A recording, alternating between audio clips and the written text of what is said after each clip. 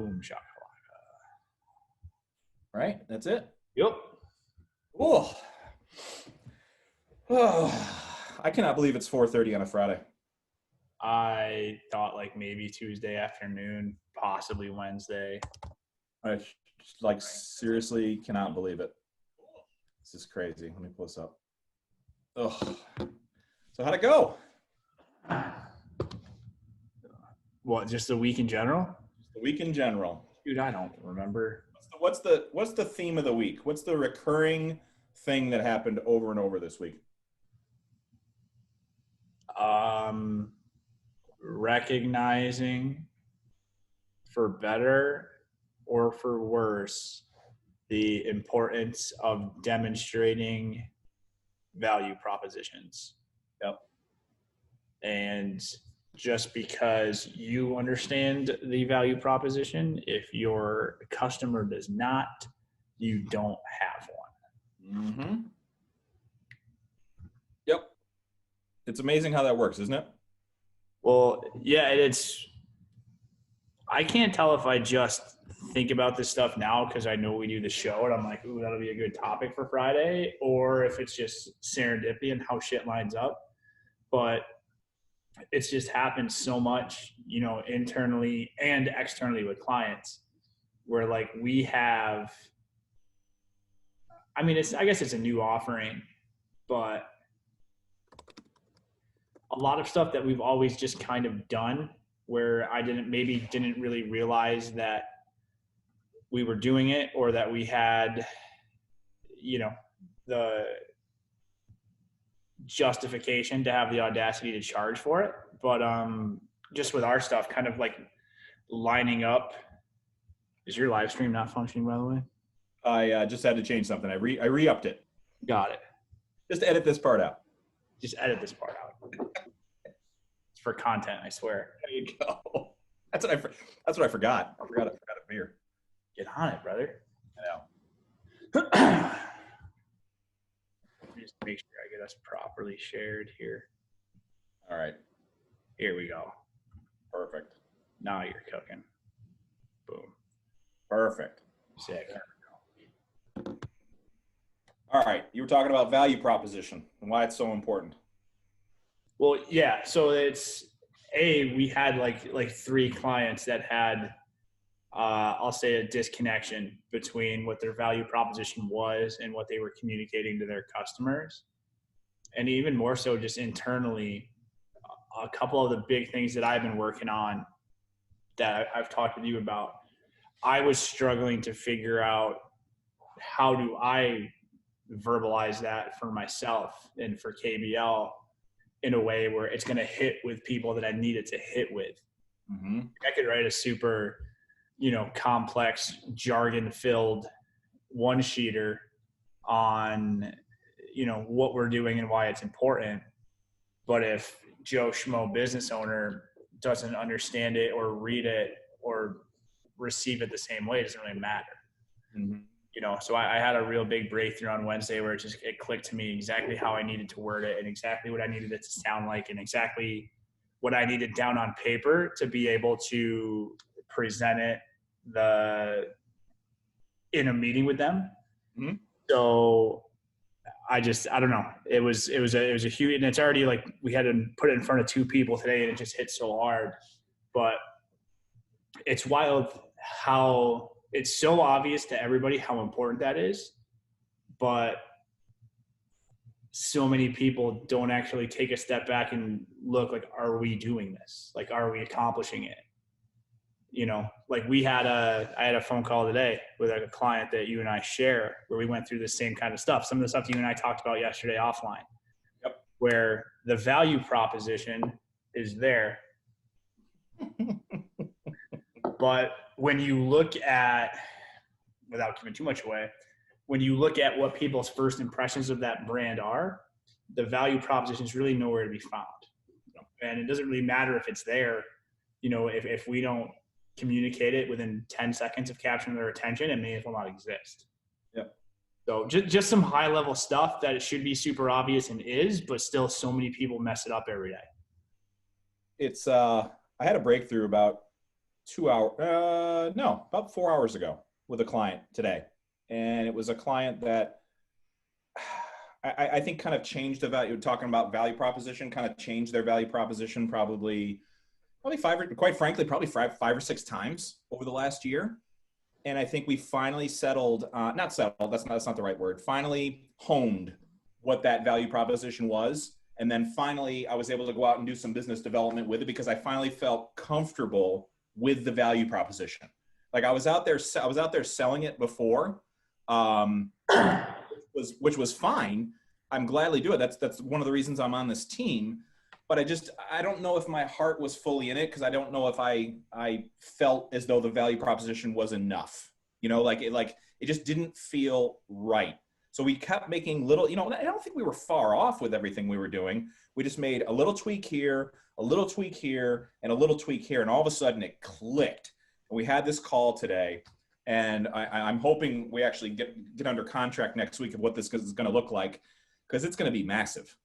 We finally found the right contact in the right industry with the right network for this service to just absolutely put whatever they're doing on fire. And they absolutely, I've just been high on energy for the last 3.5 hours, just because it finally happened after about almost a year of working together. Like we just were always trying to figure it out. I'll tell you offline what it is.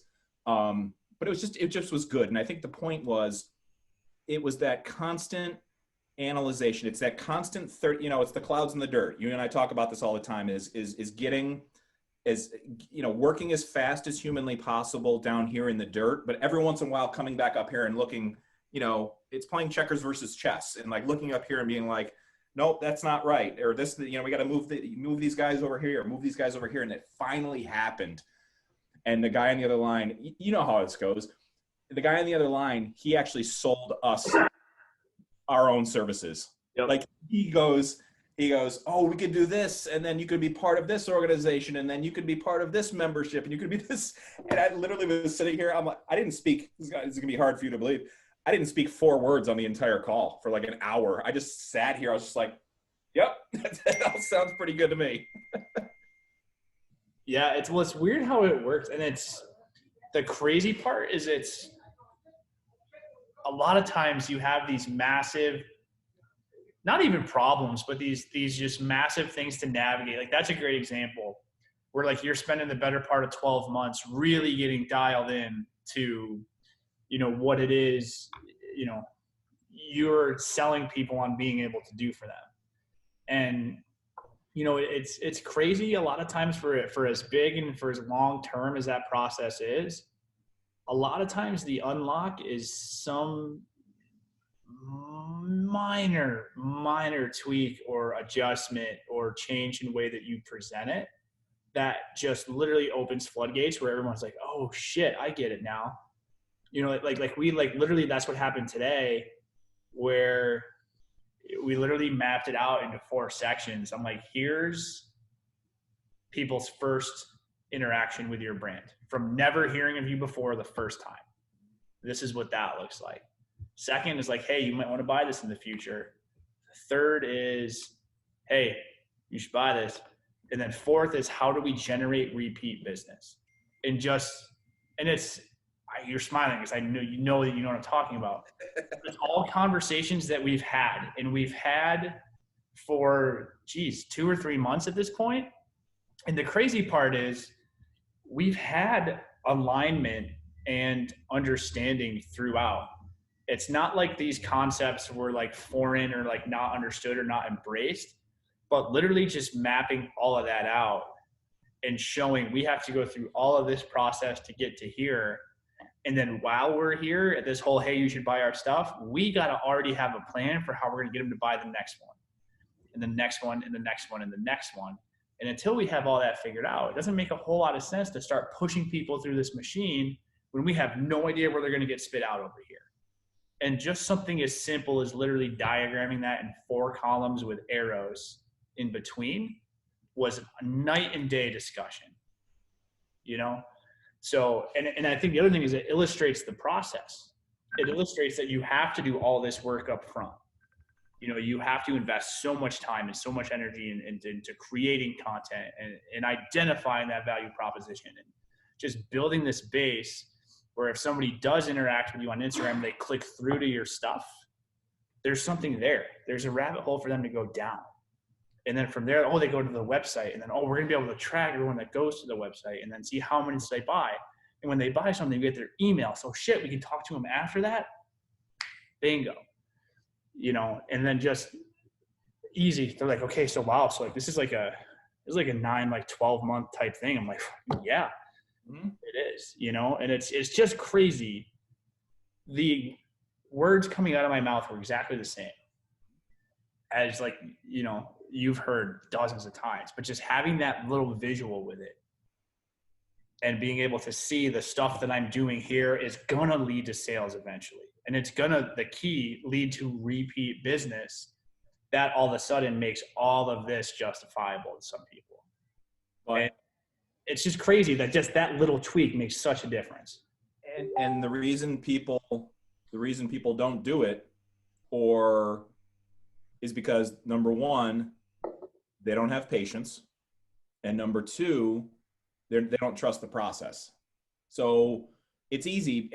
And the reason they don't trust the process is because most people are selfish and they want to get to the goal as fast as humanly possible. So and that's the other thing that I wanted to preach about this particular group that I was working with was they had patience. They're like, we'll figure it out. We'll get there. We'll get there. We'll get there. We're very fortunate to have an owner who believed in the entire team the whole time. And every time I saw him, it was, okay, when's the next thing? When's the next thing? When's the next thing? And I kept calling him and getting him fired up and all this stuff. And his response was the same every single time. He goes, it's all right. You'll get there. You guys will get there. He goes, I assembled a great team for a reason. You guys are going to figure it out. You're going to figure out those little tweaks. But most people, they go in for that right hook. They're like, I'm open 10 to 5. I'm open 10 to 5. I'm open 10 to 5. It's like, that's the fastest way people are going to unfollow you. That's the fastest way people are not going to come in and buy your stuff. Tell me the story behind it. You say this all the time. I love this analogy. Give me the behind the scenes DVD portion of storytelling. But majority of people are selfish. They want it today and they can't see that investment where, yeah, I'm going to say I'm open 10 to 5 today, hoping that somebody comes in and spends $20 on a sweater. Meanwhile, if you show me how to knit that same sweater and you spend 200 hours on that sweater, chances are I'm going to watch your video and then I'm going to pay $80 for the same sweater because I made that brand connection. You told me the story, the behind the scenes. So now I know how much work went into to selling that sweater. And chances are I'm going to pay a premium price for it. Dude, 1,000%. And like, that's the other thing too, is I don't think people understand that that's happening 24 hours a day, 7 days a week, 365 days a year. Like we have an e-commerce client right now that, they think that we need to be running exclusively deals, discounts, promos to get people to buy now, because somebody in their office just went and spent $300 at Pottery Barn's website because they saw an ad 20% off today only. So they're like, that's the answer. We have to find people like that. And I'm like, correct. And if you're like Pottery Barn and you can do a great job and spend tens of millions of dollars over the next 80 years to build a brand, then yes, 110% you can do that. But when you saw that, you knew what Pottery Barn is. You know what they're about. You know what their products are like. You know what they believe in and what the vibe of their store and their brand is. 8 decades they invested in that. We don't have 8 weeks yet. And then when you put it that way, it's like, oh. Because I'm like, well, what did they about us say on the website? And they're like, what do you mean? And like, when you saw the ad for like 20% off Pottery Barn and you click through the website, like, what did it say? Like, what got your attention? What was the about thing? They're like, well, I already know what Pottery Barn is. And I just shut up. And I pulled a Ben Riley and I was just silent for like 10, it felt like an hour. And then everybody's like, we haven't done that yet. And that was it. But that kind of illustration where it's like, oh, I get it now. Yep. It's crazy. You know, everybody thinks the rules change when it's your business. Mm-hmm. You know, you and I had to see the Nike swoosh 77,000 times to be able to say, like, I'm going to buy Nike shoes now. You know, like Under Armour, nobody knew what this meant 15 years ago. And now it's everywhere. Why? Because you've seen it. You know what they're about. You know what their level of quality is. You know all of that. If you saw a random Facebook ad for Over Armour tomorrow, you don't give a shit if it's 20 or 120% off. Right. You're not wasting time on that. Yep. Yep. Let me ask you a question from out of left field. I got into it. I don't even know if you probably didn't see it, but I got into a little bit. I got into a little bit of a. You'll be surprised when I say this. I got into a little bit of a debate on Facebook last weekend. Actually, a very public debate. You know, I don't swing political posts ever. I actually take a lot of pride in being apolitical on online. People really have no idea what my politics are, and I take a lot of pride in that. But I saw something that was the word I would use is almost egregious from somebody, and I felt compelled. I felt compelled to say something and give my opinion that was based on science and fact. And I got a lot of messages. I got a lot of private messages that people sent to me, and they were a little surprised that I had said something, but they also were thanking me for saying something. And it was weird because I'd never really stuck myself out like that before. And some of it, you know, full disclosure, some of it was in defense of my wife's profession, which I had never done before. And it was just an interesting dichotomy that I got into. Have you ever found yourself in a situation like that? Because I know you and I are cut from the same cloth when it comes to this stuff about, you know, really kind of remaining neutral, especially when you own your own business, because you have to be careful because you don't want to cut off 50% of the potential people you want to work with. And I don't think I did that at all. Have you ever found yourself in a scenario like that, and what'd you do about it? Well, I mean, I have. It's always like specific to that situation, though. I think, you know, you're right. You know, you and I are very similar in our approaches to that. And, you know, I mean, you could talk about politics and two-party systems all you want. You know, fundamentally, I don't know if I really see a lot of sense in having to be on one team or the other for every issue ever made, but that's neither here nor there. But I think the big thing is it just has to be like shit that you believe in, you know? And like, it doesn't surprise me, like, especially if it's stuff that, you know, you have a better insight into what nurses go through and the toll that this has taken on them better than probably 99% of people, you know? So to me, your opinion matters there. You know, I don't really put myself out there that much because, like, who the fuck am I? Like, nobody cares about what my opinion is. Like, my opinion is my opinion. And, you know, when you talk with friends and people that are close to you, like, yeah, I'm probably a little louder about that. But, you know, posting opinions about anything on the internet, specifically on social media, they just don't do anything. You know, it's, I don't know. It's just kind of a waste of time in a lot of ways, in my opinion. So I don't really put it out there. You know, there were a couple of points where, you know, at the height of the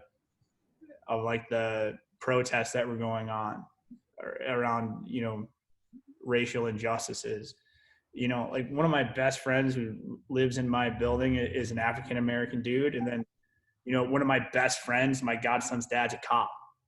You know, they're both amazing humans. I value them and their opinion more than most people. And like, I talk to them about it because it's one thing that, you know, everybody wants to talk, no one wants to listen. So I just kind of shut up and listen for a while. And, you know, I got a little louder about that, you know, and the funny part was everybody did. You know, we had like everybody, you know, we had protests in town here, and I went to one with my friend, and like, he's sitting there and he's like, half of y'all are just being crazy for no reason. Like, you're devaluing everything else that's going on. you know, and it's one of the big talks that we had where, you know, is silence complicity, you know, and I don't know, like anything, people are going to vary different on that. But I think as long as you genuinely believe in what you're talking about, and more importantly, you have a solid basis behind it. You know, you saying that didn't come from a headline that you read. Notice I didn't say an article because you fuckers don't read articles. It didn't come from a headline that you read. It didn't come from another post you saw. It came from real life and having to see the look on your wife's face every day for the last 9 months, which nobody else knows. So in my one dude's opinion, I think you earned the right to say something there. Like I couldn't have done that. I've been way more cognizant and way more aware of what nurses are going through just from being closer to you and hearing about stuff Sean has to go through. But, you know, it's just one of those things that if everybody just kind of shut up and listened first and then spoke like you did, I think the world would be a lot better place, man. Yep, I agree. And it's, you know, I'm the same way. I'm the same way about all the protests this summer. You know, I texted a buddy of mine who's right in the thick of it. I mean, he's like straight up activist, and I asked him, sorry, I got to answer that. And I asked him, I said, you know, what can I do? And he goes, educate yourself. Number one, he goes, listen first. Do a lot of listening, and then once you educate an opinion, then talk about it. He goes, because you do have a voice, and people do for whatever reason. So it, you know, and I think that goes for anything, right? It goes for anything. If you wanna be part of the solution, whether it comes to politics or whether it comes to racial equality or any, you said it better than I did. Anything that you're passionate for is super, super important to educate yourself. So that's really, really important to do those things. So for me, it's the same thing as in business. It's just figure out what you want to do, educate yourself on everything you want to do, enjoy everything that you want to do. It's the same thing in business, and just double down and just do put those 5 things on a piece of paper and just continue to do those 5 things. And then if you want to talk about those 5 things, just keep talking about those 5 things. So it's those are all super, super important things. And I think one of like the big takeaways on all of that, and it's, you know, it's stuff that we've talked about a lot, and maybe we haven't talked about it enough, but I think a big thing is that like everybody likes to shit on like social media being this awful place and, you know, full of all like misinformation and people just being clowns. But like social media didn't change anything. Right. It just gave you a bigger window into how people think it's okay to behave. Yep. You know what I mean? Like the same people that you're getting annoyed at from posting incessant political or whatever posts on Facebook are the same people that like just don't shut up at the office or give copious amounts of unsolicited advice, or like when they walk in the room, it's like, oh, not that guy again.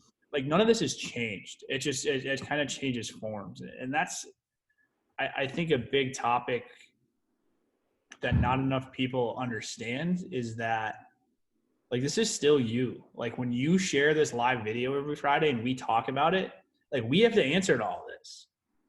You know, if we say something stupid or insensitive or inflammatory or whatever, you know, that's there forever. Like we're on record. And, you know, you and I obviously A, have enough awareness about that, but B, you know, there's a reason that we're not talking about politics on this show because we don't know shit about it. You know what I mean? We know like 7 things. So I just wish people thought about it more. And like, if you wouldn't say it in a room full of people that matter in your life, like don't fucking say it on here.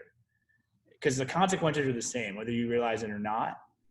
And like as the, you know, digital marketing, social media boy, like obviously I'm deeper in those waters than most people just from seeing it every day.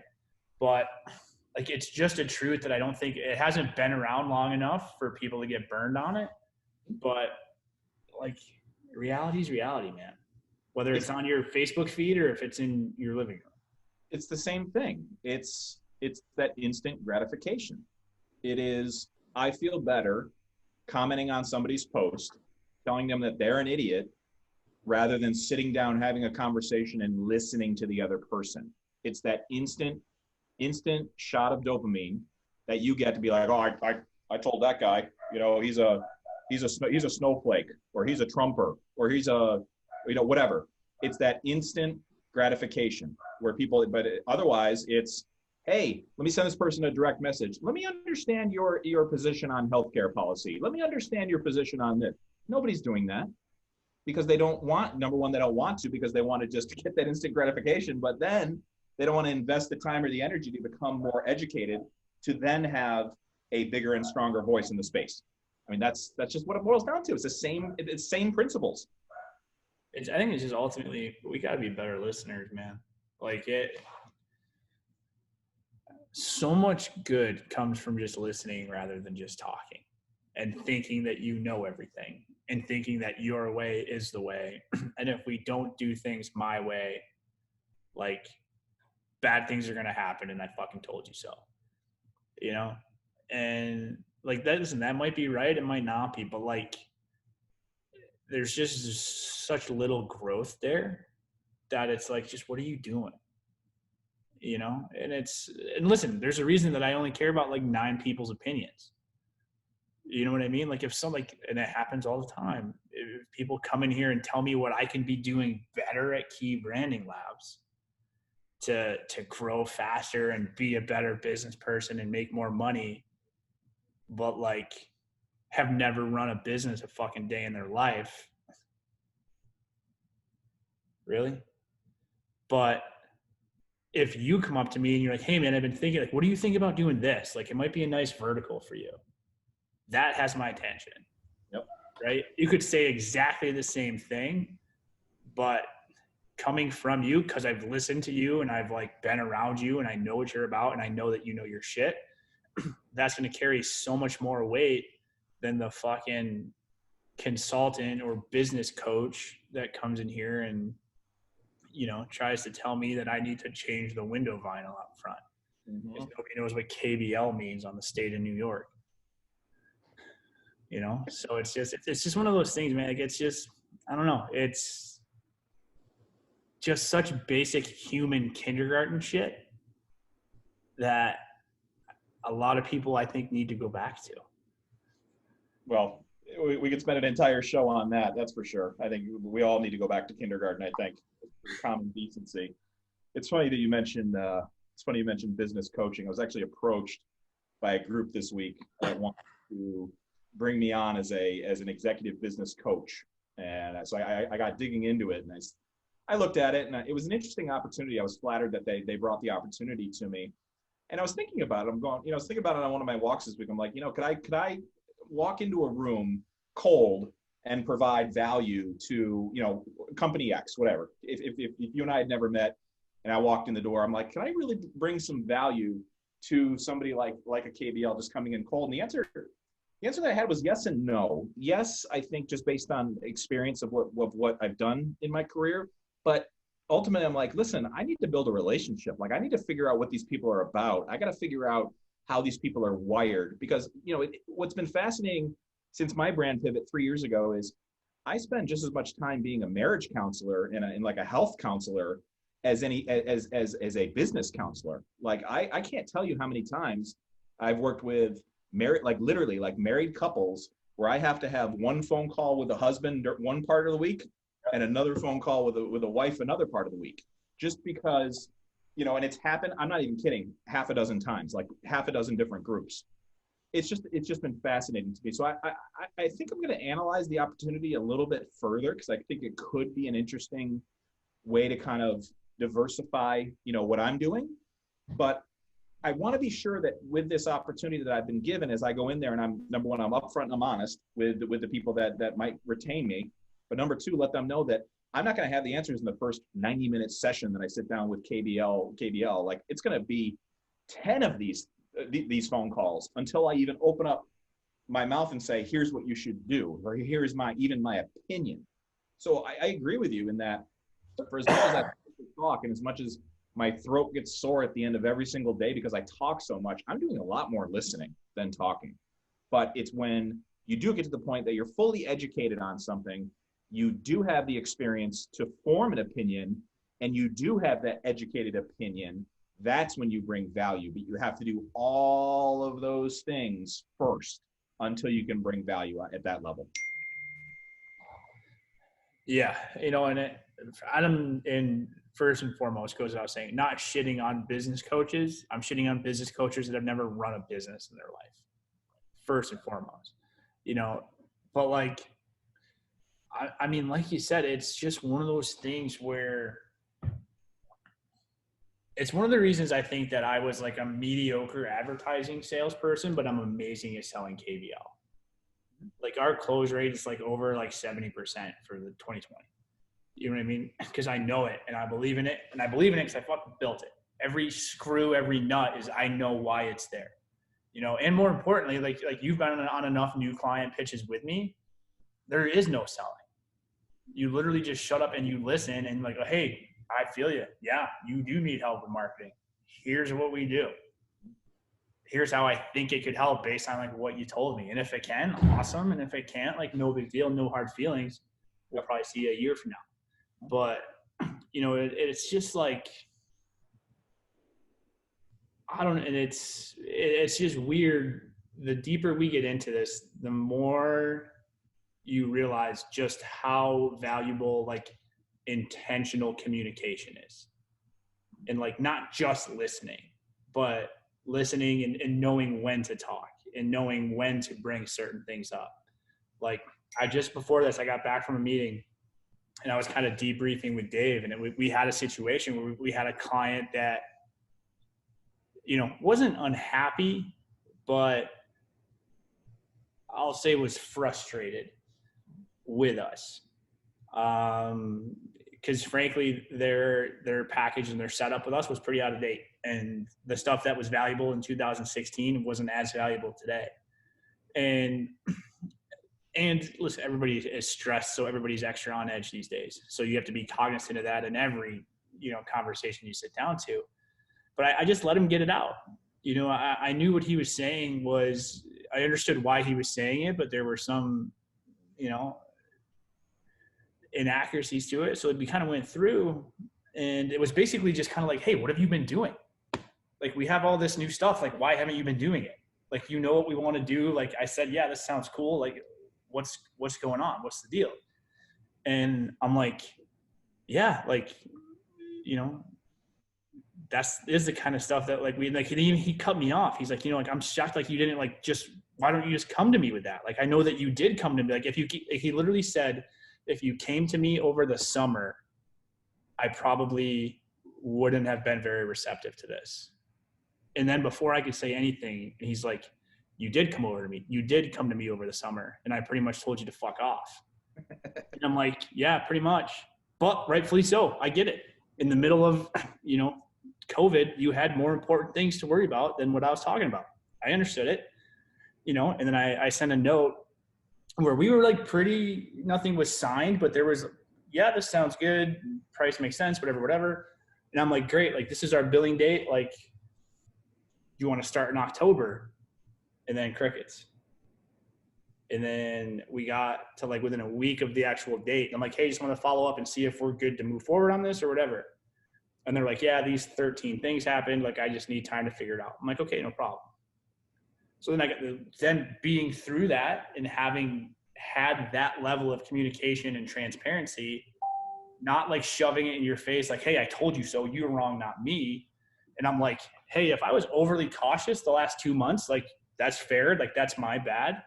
But like, when we go through this and you're telling me you're too busy to talk to me in October, like, that doesn't exactly scream, hey, come talk to me next week. So like, if I miss that, that's my bad. And he's like, no, like, you're right. So then he's like, kind of, you could literally see him exhale and his shoulders relax and kind of literally reset to the point where he's like, okay, so what do you need from me to do this? And then we talked about it, and then we got our marching orders, and I'm like, great, I'll have it to you by Wednesday. Okay, cool.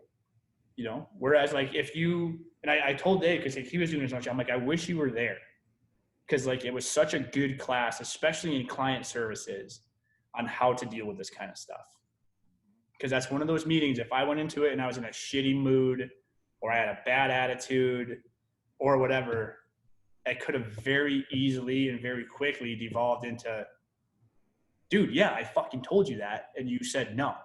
You know what I mean? But that would have just immediately been met with, get out of my office. Yep. But you followed up, you did a number of things. You followed up consistently. You were patient. And you kept tweaking with your client's best interests at heart. It was never about you. It was never about, I need October. I need the contract. I need this now. And it was never you. It was no. Hey, whenever you're ready, I'm here.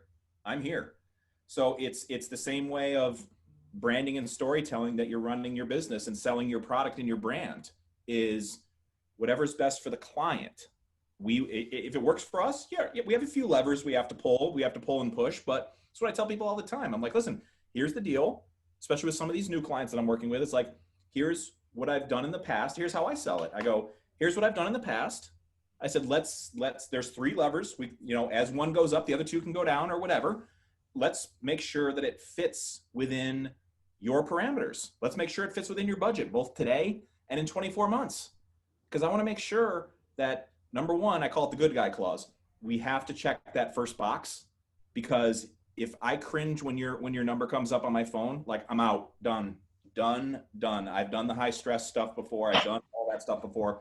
We have to check that box.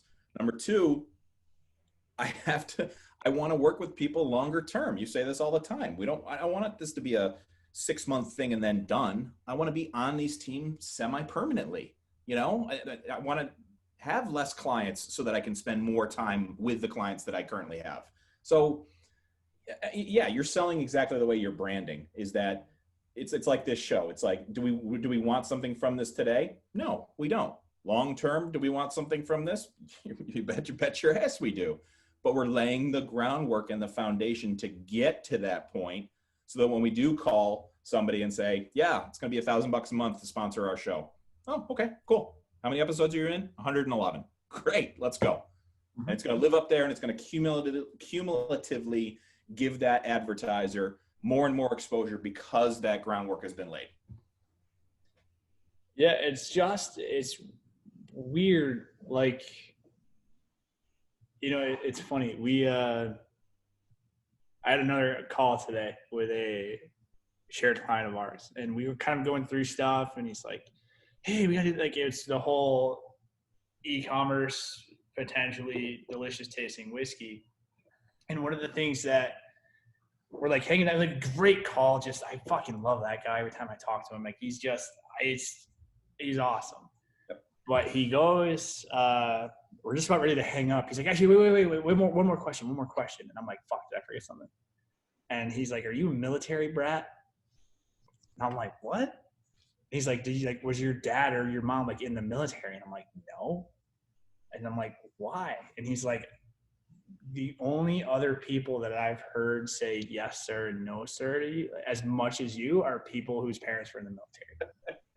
And I'm like, no, not really. Like, our grandpa was in the Air Force, but like, that's just how we were raised. We are very old school, me and Dave both, just in how we approach things. And it's funny, for as much as we're the new wave targeted digital marketing kids,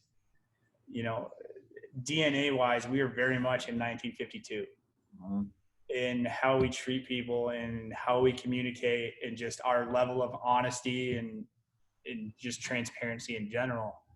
And I've been thinking about that ever since I hung up that call. And it's such a big factor in shit just working, and I think that's a big foundation underneath all of this. That's how we treat people. Most importantly, it's how we treat clients, from ownership to their cashier when you're walking in and out. And, it's ticky-tack stuff to a lot of people, but man, it adds up, man. And the older you get, the more and more you realize that, particularly when you see people not doing it. And it's just, I don't know, it's very top of mind for me right now. Amazing how doing a good thing is always the good thing. Isn't that amazing? Amazing how that works. Like I said, man, kindergarten is undervalued. That's the title for this show. I'm going to end it right there. I love that. Kindergarten. What is it? One more time. Give it to me. Kindergarten was undervalued. A lot of us could use a refresher course in a lot of the things they teach you in there. I love it. I love it. This also, I was adopted by Tierra Whack this week too, by the way. So what does that mean? I'm going to let you Google it. Tierra Whack. I'm going to let you do a little bit of research. Man, I don't got time for that, man. All right. This is, what episode is this? 39? 38. 38. 8. 7 or 8? I think it's 8. Oh, cool. Another rapper I'm not cool enough to understand. Well, whether you watch this, I'm going to start sending you some Spotify links is what I'm going to do. Dude, I need it. I am so about 30. We need to up your game. I have to go play Santa Claus downstairs, so I am going to leave it there. Kindergarten is underrated. If you watched on Facebook, thank you. If you watch this on our pages later on, thank you. If you are listening to this, walking the dog on YouTube, we appreciate you. And our future listeners on iTunes and Spotify, we appreciate all you guys because we understand that Adam and I understand that time is the most valuable asset that you have. And whether you spent 30 seconds in and out watching our silly faces on a Friday night, or whether you watched for 38 minutes or listened to 38 minutes, we appreciate you. So more empathy and love in the world, my friend. That's what we need right there. So that is it. Episode 38 or 39. We will get it figured out. Cheers. See ya.